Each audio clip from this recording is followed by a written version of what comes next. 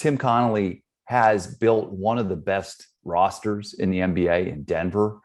He is a top executive if you ask people around the league, and he got a huge payday. And this is a new ownership group in Minnesota trying to establish some sort of new elite front office vibes, and they paid for it. I think this is a good move. I think if Tim Connelly is as good as he has been in Denver, this takes that exciting young core in Minnesota and it changes the sort of culture. I hate to use culture for the 800th time this postseason, but it's a culture play for a front office that hasn't been stable. It hasn't been recognized as great. We brought up the Wiggins situation earlier. It's kind of been all over the place. And this is a person who can bring stability and innovation, and hopefully drive this Minnesota franchise into the 2020s with some exciting young talent and continue to build around that for years to come. And I love what you said about Riley. I'll end with that. Pat Riley, to me, is proof that if you get the executive chair right in an organization, a young executive, a young issue, you can have a very stable, sustainable brand of success in the NBA. And that's the bet that Mark Lowry and this Alex Rodriguez group just made on Tim Connelly. I will say, the Nuggets, Stan Kroenke, who owns the Nuggets, he owns a bunch of sports teams. He owns the Rams. He owns the Arsenal. He owns a bunch of other things. His value, he's not really always valued executives, as evidenced by the fact that he let Masai Ujiri leave in a similar situation to go to the Raptors. I don't have data on this. I think Tim Connelly was under contract.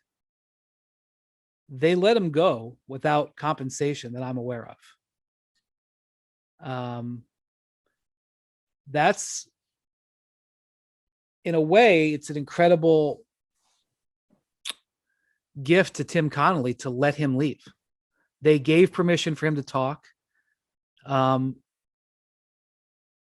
I don't know. I mean, I don't know if the Nuggets get any points for that. If I was Jokic, I wouldn't be thrilled. But no, they just they only value leadership to a point. And look, maybe Stan Josh Kroenke, you're like, we found Masai Ujiri and hired him.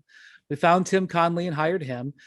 Calvin Booth is a strong candidate to be promoted. By the way, they had Arturas Kanishevas. Yes, right. Was behind and got hired by the Bulls. Maybe they're just like, we'll go find another good young executive and not pay him $8 million or whatever they would have had to offer Connelly. Yeah, I think that what they see is, and I'd be very surprised if Calvin Booth did not get this job. Right. I think they like Calvin a lot. I think they see what Tim established there. I do think Tim had a very good relationship there. I would probably venture to say I don't think Tim wanted to leave, but this deal was probably a deal that he simply could not turn down. And so I mean, you can't turn down. If you're making $3 million, you're doing just fine. Let's be clear in this world. But if somebody wants to 2.5 times your pay and guarantee you, the equity too. Yeah. Right. I don't even know what the equity is going to end up being worth, but yeah. I would say this is interesting because Tim Connelly just traveled to Serbia with a group that included Michael Malone and a bunch of other people, and to give the MVP to Nikola Jokic.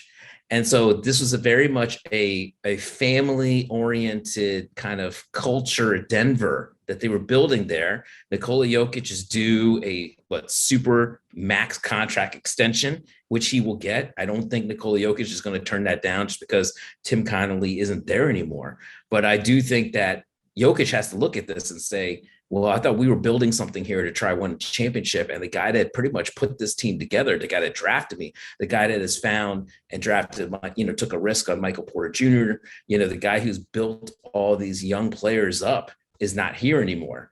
So what does that mean as far as if we're not going to spend to keep a guy like Tim Connelly, what does this mean moving forward of how we're going to try to basically build this championship franchise? I think probably Nikola could have, legitimate questions about that. Don't you think? Yeah, I think so too. I think this story, Brian, to me is very interesting from Denver's perspective as well as Minnesota's. We've talked about how crazy the West is going to be for the next 5 years. There's contenders everywhere you look.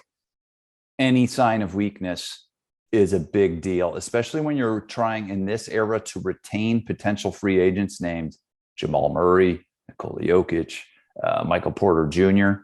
any sign of weakness or instability is bad news. And I think from Denver's perspective, they are fortunate, and obviously they seem pretty confident that Calvin Booth, I agree with Ohm, it's his job to lose, can slide into this and sort of resume the trajectory that Denver was on. Because I'm one of the people that think if Denver's healthy, they are a championship contender. They are that good and they are that deep. Tim Connelly deserves credit for that, but he's not the only one. You mentioned Arturas, Calvin Booth, and obviously the players.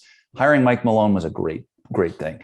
So I think this team can still be a contender in the next few years, but it's really interesting. I think there's more uncertainty there, Brian, than there was a few weeks ago. Yeah, the trip to Serbia. So, this pursuit has been going on for some time. The Nuggets got eliminated a few weeks ago. The Timberwolves were working on this deal for a while.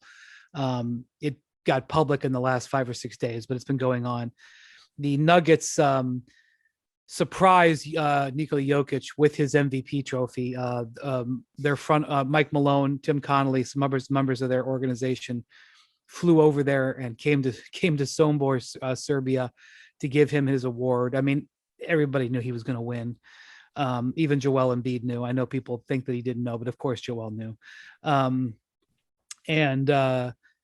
Everybody on that party, who went over there knew that Tim Connelly might be leaving. And so I'm sure that Connelly had discussions with Jokic. I'm sure Jokic was not caught off guard by any of this. So, getting that contact, if I were the Nuggets, then I would be making another trip over to Serbia.